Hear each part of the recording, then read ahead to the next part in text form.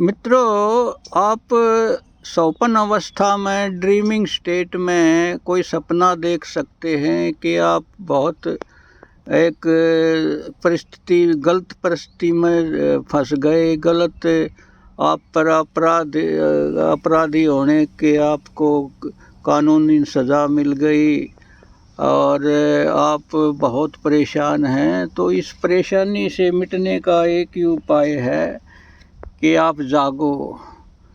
तो इसी प्रकार जागने के बाद ही आपको दुख से निजात मिलेगी। तो ठीक इसी तरह ये जो वेकिंग स्टेट है, जिस जागृत अवस्था में भी हम घूम रहे हैं, तो ये भी एक ड्रीम लैंड का एक आगे का हिस्सा है। ये थोड़ा स्लो ड्रीमिंग है, वो रैपिड है। तो इस अवस्था में भी हम दुख सुख के झूले में झूल रहे हैं। कभी दुख है, कभी सुख है, कभी शरीर बीमार हो गया, कभी कोई मुकदमा पड़ा, कभी कोई हाकिम बिगड़ गया। तो आदमी दुख और सुख के स्वप्न में झूल रहा है। तो अगर उसको इस दुख सुख से, इस द्वंद से मुक्त होना है, तो तुरिया में जागे बिना कोई समाधान नहीं मिलेगा।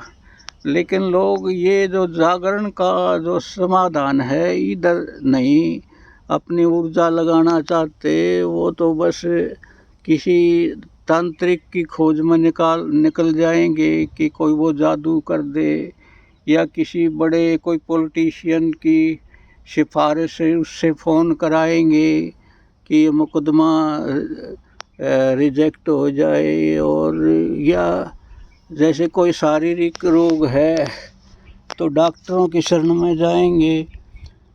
तो कहने का अर्थ मेरा ये है कि जब तक तुम ये नाम रूप संसार में हो, चाहे वो ड्रीमिंग स्टेट हो, चाहे ये वेकिंग स्टेट हो, इसमें तुम्हारा दुख आत्म जागरण से ही कटेगा। एकमात्र यही उपाय है कि तुम जागो। तुम इस 3 स्टेट जागृति, स्वप्न, सुषुप्ति की सरायों में भटकते रहते हो। इस भटकन से जाग के तुरीय अवस्था में आओ, अपने स्वरूप में झंडे गाड़ दो। तो इस बात के लिए कोई राजी नहीं होता है। ये जो जागरण की बात किसी के भीतर घुसती नहीं है। तो आदमी ये दुख सुख के चक्कर में कितने जन्म बिता देता है।